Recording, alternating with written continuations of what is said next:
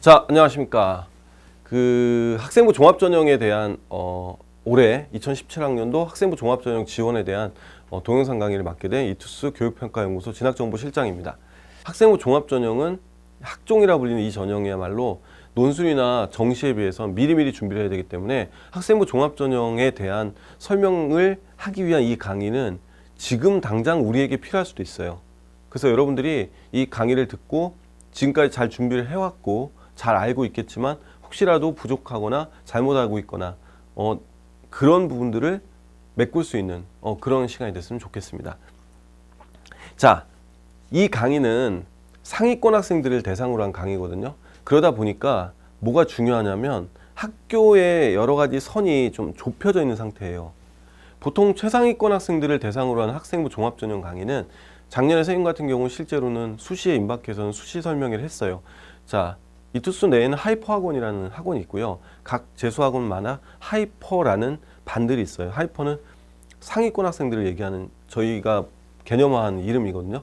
하이퍼 대상 수시 설명회에서 상위권 대상 학생부 종합전형 선생님이 설명을 했었거든요. 그때 그 경험대로라면 서울대, 연대, 고대, 문과에서는 서연고, 성균관대, 서강대, 한양대 정도예요. 학생부 종합전형에 대한 그 기준선은 하이퍼 대상은. 그 다음에 자연계 같은 경우는 의대가 치대가 있겠지만 의치대는 사실상 학생부 종합전형의 선발 인원이 많지 않기 때문에 주로 서울대, 카이스트, 연대, 고대선 이 정도 선의 학생부 종합전형 지원이 다양해 그 대부분이었고 오늘 제가 설명할 부분도 거기에 맞춰 설명을 할 거예요. 그래서 이 강의는 입문 강의예요. 물론 입문이라고 표현하면 좀 어색하지만 3학년 학생들이 학생부 종합전형을 이제 본격적으로 생각하기 시작할 즈음에 쓰여지는 강의, 보여지는 강의이기 때문에 이 강의가 끝이 아니라 이 강의를 듣고 그 다음에 실제로는 이제 학생부 종합전형의 그 뒤에 차후 지원에 대한 것들은 다음 강의에 자세하게 설명을 해드릴 거예요. 학생부 종합전형의 지원에 대한 걸 설명하기 전에 학종에 관심이 있거나 학종을 지원하려는 학생들은 어떤 학생들인지 간략하게 설명해 드릴게요. 물론 최상위권 대상의 학생부 종합전형 강의 동영상이기 때문에 사실 이 부분은 의미가 없어요. 최상위권이라면 그죠? 최상위권 아니면 섭섭하죠, 이 강의를 보면. 근데 최상위권 학생들은 기본적으로 내신 성적이 일단 최상위권이라는 표현을 쓰게 돼요. 그래서 교과 성적이 어느 성적 이상대인 학생들이라고 보여지기 때문에 사실상 여기 나온 대로 교과 성적이 우수하면서는 다 갖췄다고 봐야 돼요. 그 다음에 학년이 올라갈수록 성적 분포가 좋아지는 학생이 보통 학생부 종합전형이 조금 더 유리하지 않냐예요. 이거는 좀 딱 이렇게 한정 지으면 좀 이상하긴 한데 내신 성적이 골고루 양호하거나 1, 2, 3학년 때 다 아니면 1학년 때는 좀 부족하거나 어떤 특정 시기에 특정 학기는 좀 부족했지만 나머지 학기로 갈수록 더 좋아졌다라고 생각한다면 학생부 종합전형에 유리하거나 적합한 학생이라고 볼 수가 있다는 뜻이에요. 그 다음에 지원 전공 관련 활동들이 창체 활동이나 세부 능력 특기사항, 행동 특성란에 잘 기술되어 있어야 된다. 이거는 뭐 더 말할 필요가 없죠. 서울대학교 일반 전형을 지원하는 학생들은 서울대 일반 전형은 문과, 이과 가리지 않고 학생부 종합 전형의 대표적인 사례로 나와요. 근데 이 서울대 일반 전형은 어떤 특징을 갖고 있냐면 기본적으로 학생의 행동이나 활동을 굉장히 많이 봐요. 그렇기 때문에 지원된 전공과 관련된 활동들이 있다면 창의적 체험 활동 있죠. 생활기록부 내의 창체 활동을 얘기하는 거예요. 그 다음에 세부 능력 및 특기사항 역시 교과 발달사항 밑에 있는 걸 얘기하는 거죠. 거기에 잘 기록이 되어 있겠죠. 보통은 지금은 생활기록부가 올해 여러분들은 3학년 학생들은 그 위에 선배들하고 좀 달라요. 기술대는 좀 양이 달라요. 글자 제한이 들어가기 때문에 2014년도에 고1이었던 학생들부터 분량 제한이 들어갔거든요. 생기부에. 그래도 보통 20페이지를 넘게 돼요. 빼곡하게 쓰여져 있고. 그리고 학생들이 학생부 종합전형은 교외 활동을 원칙적으로는 쓸 수가 없게 돼 있어요. 원칙적으로는. 자, 그래서 생기부에는 교내 활동 위주로 기술이 되어 있는데 교내 활동 중에서도 학생이 활동을 다양하게 하고 있음을 입증할 수 있는 그런 것들이 많이 있다면 학생부 종합전형에 해당 학생이 아닌가라는 거죠. 선생님이 예전에 서울대 조선해양공학과를 합격시킨 학생이 있었는데 이 학생 같은 경우는요, 사실은 영어가 좀 많이 부족한 학생이었어요. 근데 수학하고 물리 관련된 활동을 많이 했었거든요. 자, 이 친구가 영어 내신이나 영어 수능 성적이 계속 3등급 선에 머물렀지만 수학과 과학은, 특히 수학하고 물리는 1등급 선의 수능 성적과 내신을 계속 보여왔어요. 근데 사실은 전체적으로 영어나 국어 성적에 약간 마이너스가 있기 때문에 이 학생이 서울대 일반 전형 쓰는 거에 상당히 조심스러웠었는데 결국 너무나도 원하는 서울대 공대를 꼭 가고 싶어하는 학생이었어요. 그래서 서울대 공대 원자핵공이나 조선해양공학과나 에너지자원공학과, 에너지공이라고 하죠. 이런 쪽을 저울질하다가 결국 조선해양을 썼는데 합격을 했어요.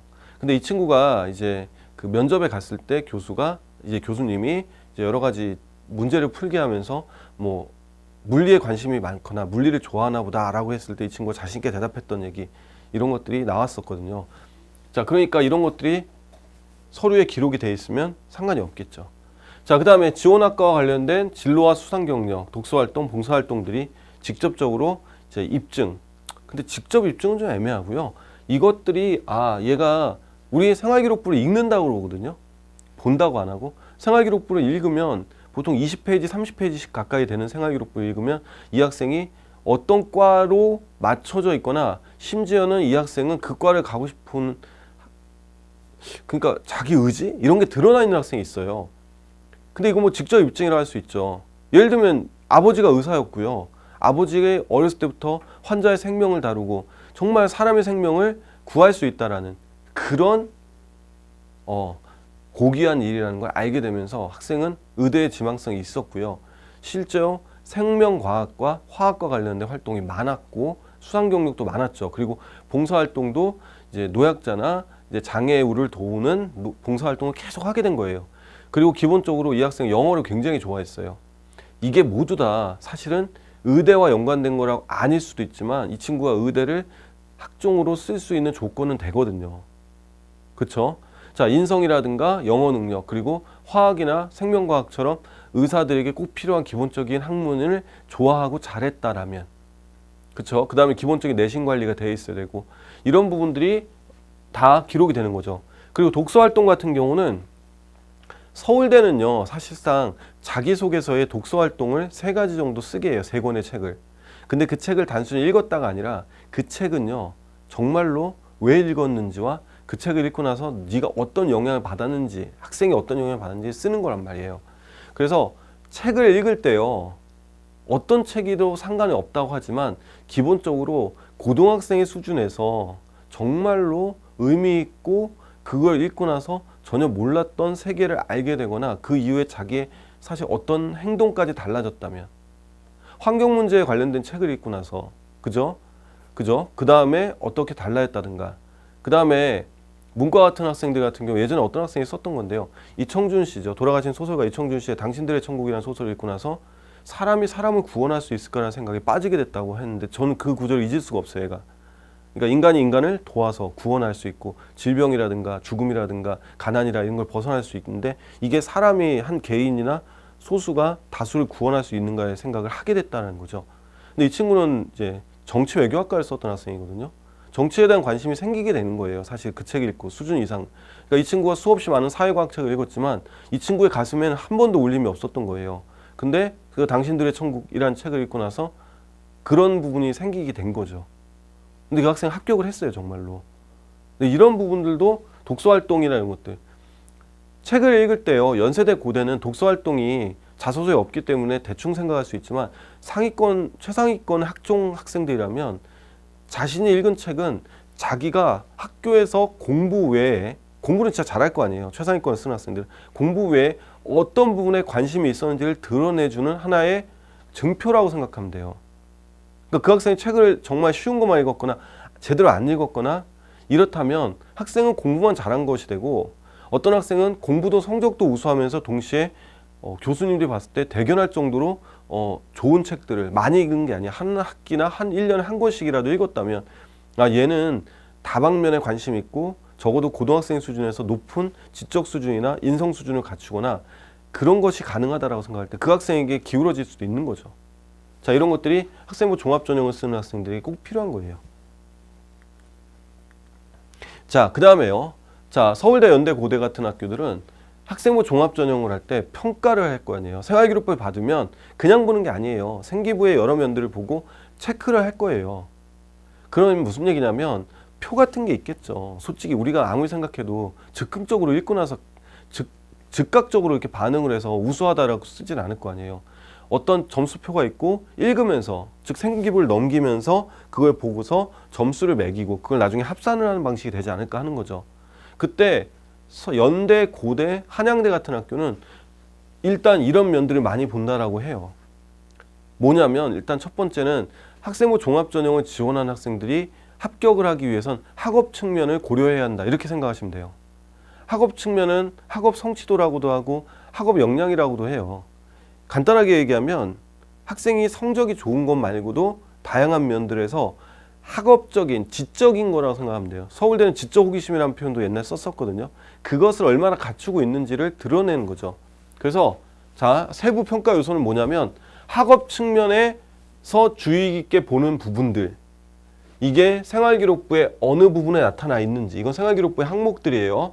그 다음에 자기소개서의 어느 부분에 들어가 있는지를 나타내 주는 거죠. 그래서 세부 평가 요소와 반영 자료와 자소서까지 본다면 학업 측면이 어느 부분이다라는 걸 알 수 있게 되고 이 부분을 주의 깊게 본다는 거죠. 특히나 이 두 번째 항목, 이 두 번째 줄은 서울대나 연대, 고대 같은 학교가 강조하고 있는 부분이에요. 석차 등급도 보지만 이 단순 석차 등급만 보진 않거든요.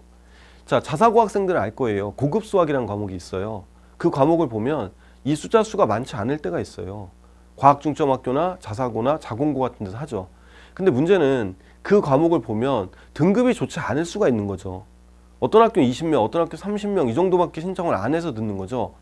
그럼 자연계 학생 150명 중에 20명만 신청한 과목을 내가 들었는데 내신 성적이 3등급이나 4등급이 나왔다 할지라도 꼭 3, 4등급이라고 해서 문제가 되는 것이 아니라 그 전체적인 학생들 중에 그걸 듣는 학생이 우수하다는 판단이 생기고 명수, 평균, 표준 편차를 다 보고서 판단을 한다는 거죠.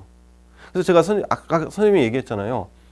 선생님이 아까 설명한 조선해양공학과 들어간 학생도 경기도 지역의 광역자사고를 다니는 학생이었어요. 근데 그 학생의 내신이 국수, 영, 과만 놓고 보면 2점대 후반이었단 말이에요. 2점대 후반에 3등급에 가까운 성적이었지만 수학과학의 내신 성적은 1점대였다는 거죠. 그렇기 때문에 이 학생이 국어, 영어 성적은 내신이 3, 4등급이 나와도 기본적으로 수학과학의 내신 성적을 우수하게 봐서 합격할 수도 있는 그런 것도 가능한 얘기죠. 자, 이런 부분들. 그 다음에 교과 내신 성적, 수상 경력, 세특 같은 데 들어가 있다. 세부능력 특기사항은요. 교과 성적은 아니지만 교과와 관련된 활동들이 들어가 있는 거기 때문에 유심히 보셔야 돼요. 교과 사항 바로 밑에 달려 있습니다. 독서활동을 아까 강조했죠. 그 다음에 전공 적합성을 많이 본다. 자, 서울대나 카이스트나 연세대나 포스텍 같은 학교를 쓰는 학생들은 사실상 이 전공 적합성을 굉장히 많이 준비를 해요. 아니라고 할 수는 없어요.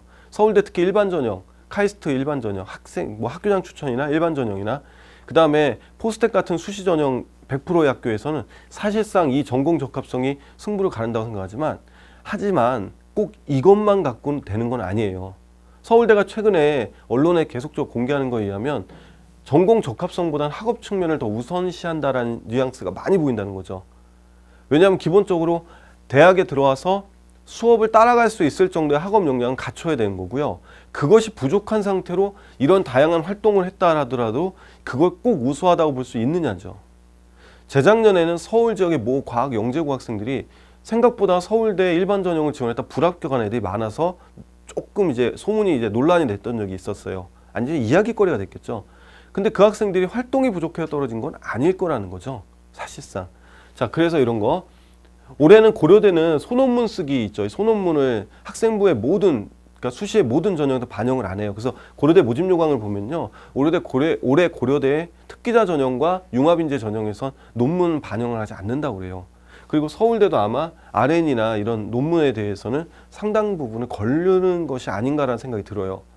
하지만 영재학급을 뭐 80시간 이수했다든가 60시간 이수했다든가 이건 되게 소중한 경험이죠. 그런 것들은 중요하게 볼 거예요. 특별과정이나 특화과정, 학교 내에 수학과학 특화과정이나 인문사회 특화과정을 이수한 학생들, 그리고 UP라고 불리는 거 있죠. 여긴 지금 빼버렸지만 고교대학 연계과정이나 이런 것들을 이수한 학생들은 생기부에 기입이 돼 있다면 소중한 경험이에요. 이거는 단순하게 하는 게 아니라 장시간 그걸 계속 들어야 되거든요. 한 학기든 1년은. 근데 그거를 단순하게 빼버린다 차원에서 배제한다라고 하면 학생의 노력은 굉장히 아쉽겠죠. 이런 부분들이 전공 적합성이라고 봐야 돼요. 그 다음에 들어가 있는 부분들이죠. 세특이나 창체에 많이 들어가 있겠죠. 이런 부분들은.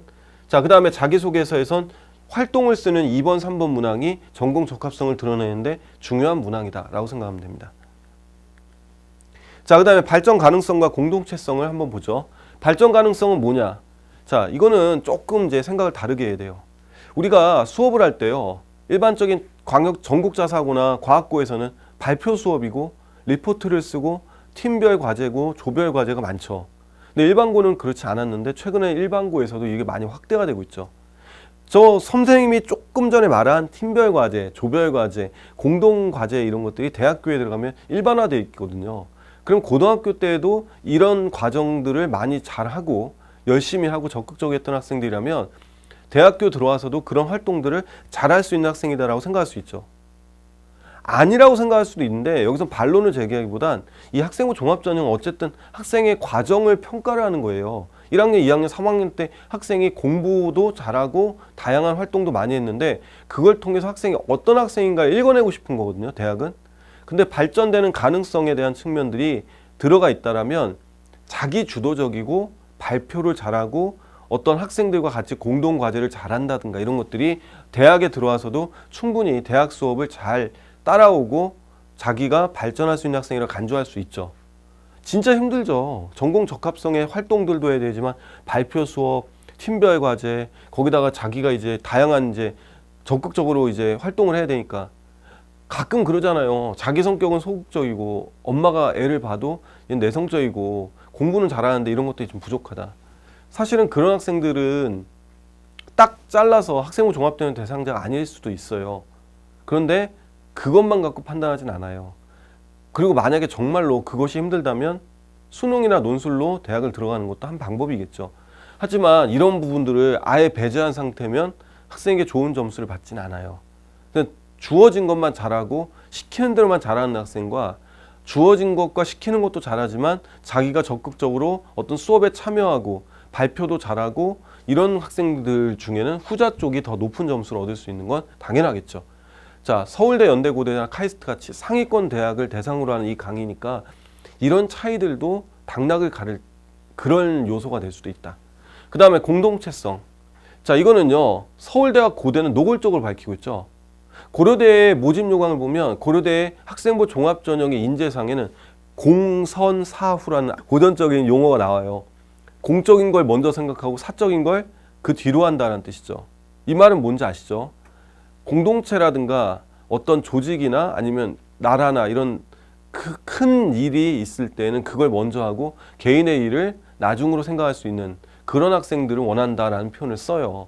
자, 그러니까 서울대가 말하는 나 정면만 보는 학생 말고 좌우도 보는 학생이 서울대가 원하는 인재다. 고려대가 말하는 공선사후 그런 정신을 가진 학생을 필요로 한다라는 것들이 전부 다 기본적으로는 공동체성이나 이런 것들과 일정 부분 연관이 돼 있다라는 것도 한번 생각해 봐야 돼요. 자, 보통 봉사활동이라든가 창차활동 그리고 선생님들이 쓰는 행특, 추천서에는 학생의 인성이나 품성, 공동체성이 드러날 수 있다는 거죠. 이런 것들은 생각을 하셔야 돼요. 그래서 이과 학생이고 자연계 학생이기 때문에 이런 것들이 두드러지지 않아도 당연할 수 있다고 생각하지만 꼭 그렇진 않다라고 생각하셔야 돼요. 물론 학업 측면이나 전공 적합성이나 발전 가능성이나 인성 중에는 이게 제일 뭐 작은 규모의 영향력을 행사할 수 있지만 그렇다고 아주 무시할 부분은 아니다 라고 생각하시면 됩니다. 자, 실제 전형을 한번 볼게요. 자, 고려대학교 융합형 인재 전형인데요. 자, 예를 들 거예요. 모든 학교가 이렇진 않은데 고려대의 이 방식은 단계별 전형이라고 해요. 1단계, 2단계가 나눠져 있고요. 예를 들면 고려대에 화학과가 있으면 고려대 화학과는 15명을 뽑아요. 근데 경쟁자가 300명이면 일단은 3배수를 먼저 추려서 그 학생들 대상으로 수능 이후에 12월 초에 면접을 보게 돼요. 고려대 융합형 인재는 자소서, 추천서도 다 필요하고요. 거기다가 이제 면접도 보는 학교인데 면접이 수능 이후에 한참 뒤에요.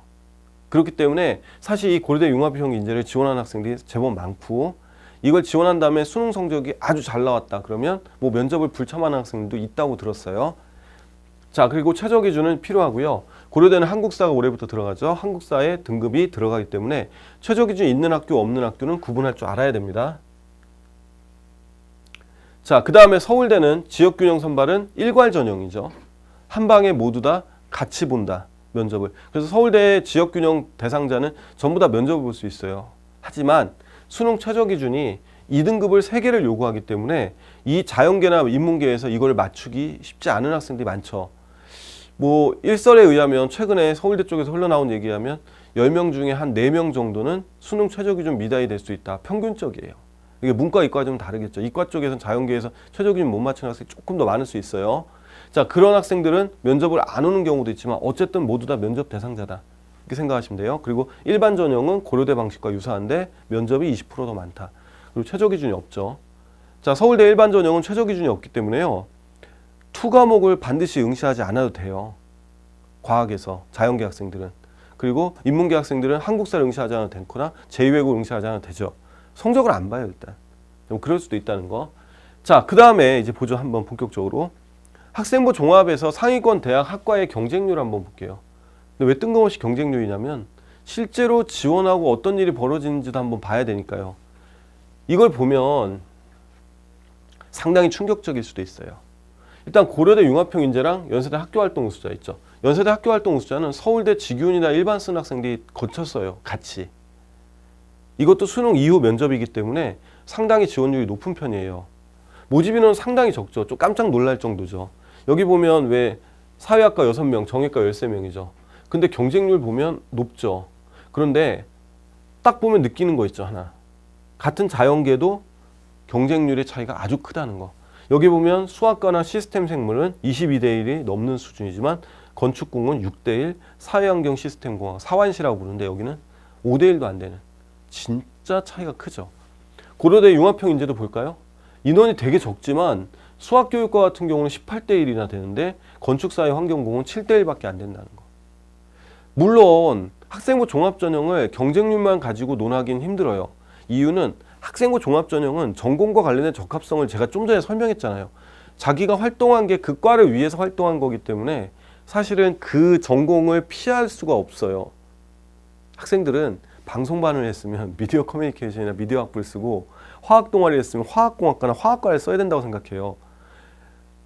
근데 사실은 미디어나 언론정보 쪽 관련된 지원을 하는 학생들의 스펙이라고 하는 활동 중에 방송반은 10명 중에 9명은 갖추고 있죠. 사실 그 정도가 되면 그건 활동이나 스펙이 아니에요.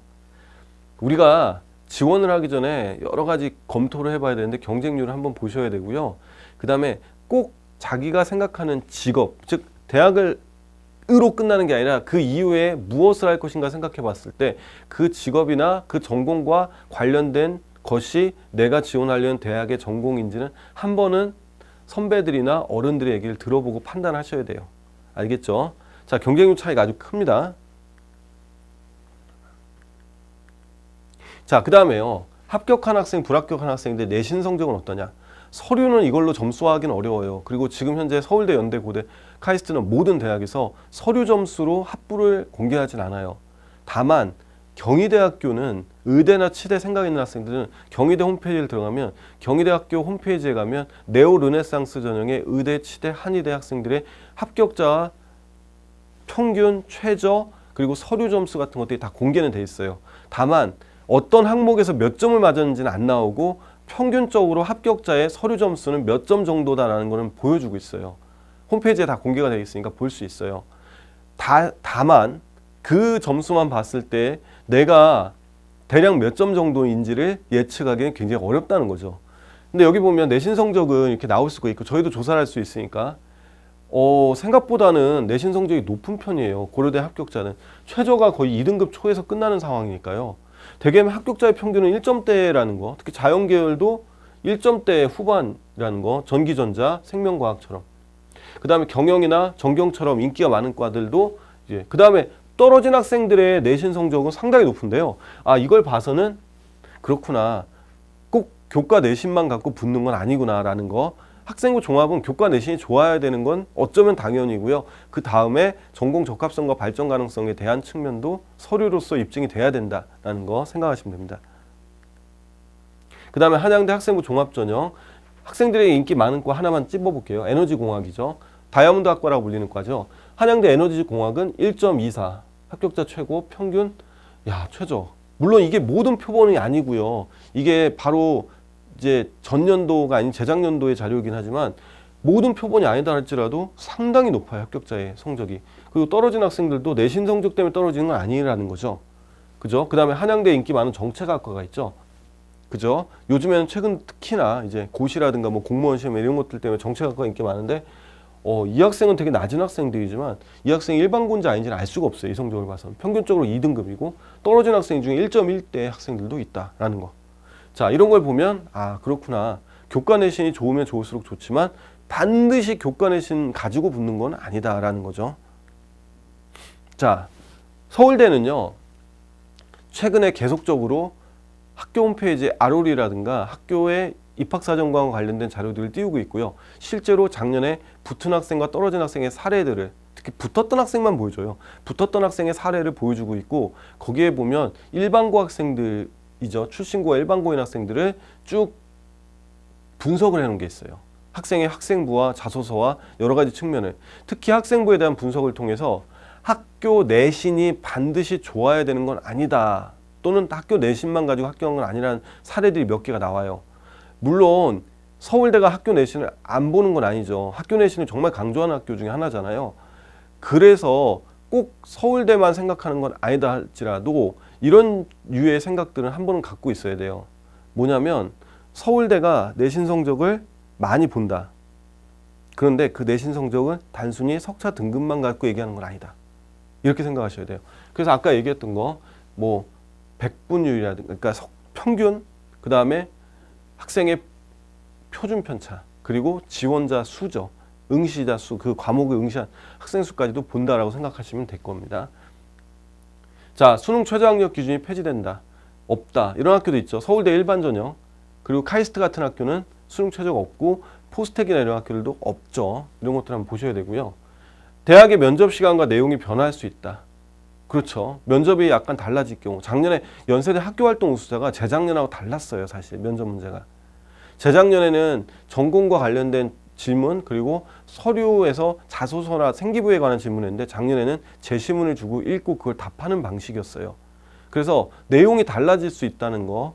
그래서 꼭 과거 전년도의 모든 거를 절대시하고 하면 안 돼. 이건 논술 전형에서도 마찬가지예요. 전년도에 문제가 이렇게 나왔으니까 올해도 이렇게 나올 것이다 라고 생각하기보단 다양하게 생각을 하고 그거에 대한 집중을 하면서 준비를 하는 게 맞아요. 그리고 면접도 꼭 그 지원하려는 학교만 보는 게 아니라 그 학교와 그 약간 거의 동일선상이나 비슷한 수준의 학교들의 면접 문제들도 한 번씩 보면서 대비를 하는 것. 그래야 당황하지 않을 수 있다는 거죠. 자, 그 다음에요. 면접 날짜가 나왔어요. 지금 서울대랑 연대, 고대가 다 나왔는데 작년과 크게 다르지 않아요. 현재는. 작년과 다 크게 다르지 않다는 얘기는 수능 전에 발표가 안 나고 수능 이후에 1차 발표 나고 그 다음에 수능 지나서 그 다음 주 말이나 그 다음 주 말, 즉 쉽게 말해서 수능이 17일이면 그 다음 주 주말, 그 다음 주 주말이니까 12월 초까지 면접 날짜가 이어져 있어요. 그래서 서울대나 연대, 고대가 면접 날짜를 서로 피한 것 같긴 한데 카이스트나 이런 학교를 써다 보면 겹칠 수가 있어요. 문과 학생들은 교대 면접도 있고요. 자연계 학생들은 의대 면접이나 다양한 뭐 지스트라든가 여러 가지 문제들이 겹치거든요. 그렇기 때문에 면접 날짜는 파악하셔야 되고요. 수능 전에 면접을 보는 학교 중에 가장 높은 학교는 고려대학교의 학교장 추천 전형이에요. 고려대학교의 학교장 추천 전형이 작년 수능 이후였는데 올해 수능 전으로 옮겨왔거든요. 그래서 고려대 학교장 추천을 지원하는 학생들은 자신이 그걸 지원한다고 했을 때 수능에 대한 학습도 게을리하지 않으면서, 즉 갑자기 슬럼프가 오거나 공부를 안 하면 안 되는 거죠. 그걸 동시에 대비를 해야 되니까 조금 힘들어질 수는 있지만 만반의 준비를 하셔야 됩니다. 아시겠죠? 자, 그래서 수능 이전이냐 이후냐의 면접, 그리고 면접 날짜 파악하고 면접 문제, 그리고 최저 기준 달성 여부도 생각 꼭 하셔야 됩니다. 자, 우리가요 상위권 대학 그러면 서울대, 연대, 고대를 얘기하지만 자연계 쪽에는 의대도 있고요. 카이스트 같은 학교들도 있습니다. 의대 면접은 일반적으로 학생부 종합전형의 면접 자체는 일반적인 학과와 좀 다른 면이 있어요. 서울대의 면접은 MMI라고 불리는 다중민의 면접이죠. 서울대뿐 아니라 이제 다양한 학교들, 뭐 경희대 같은 경우 의예과 네오르네상스는 면접 시간만 30분이나 돼요. 그리고 질문에선 다양한 부분을 다 본다라고 하거든요. 그러니까 의대 학생부 종합전형이나 치대 학생부 종합전형도 준비를 하려고 하면 꼼꼼하게 하셔야 돼요. 그리고 서울대, 연대, 고대는 날짜 나왔고 모집 요강에 면접에 대한 내용이 정해져 있어요. 그래서 서류 준비하시고, 즉 자소서라든가 추천서 준비를 하시면서 이제 면접에 대한 부분도 생각하셔야 되고 일자 조절하셔야 되고요. 그리고 나서 어쨌든 지금 남아있는 1학기 기말고사 마저 잘 치르고 생기부 잘 다듬고 그 다음에 지원선을 정하면 되는 거죠. 그래서 차후에 이제 기본적인 이 강의가 끝나고 이후에 이제 학생부 종합전형의 대학별 설명이라든가 좀 더 심화된 설명들을 할 때 지원 전, 즉 수시 지원 전에 하겠죠. 그때 다시 자세한 설명들을 해드리도록 하겠습니다. 그래서 상위권 학생들은 학생부 종합전형을 쓸 확률이 굉장히 높고 그 다음 대부분 학생들이 이거에 관심이 있기 때문에 지금 선생님이 한 강의를 듣고 도움이 됐으면 좋겠습니다. 감사합니다.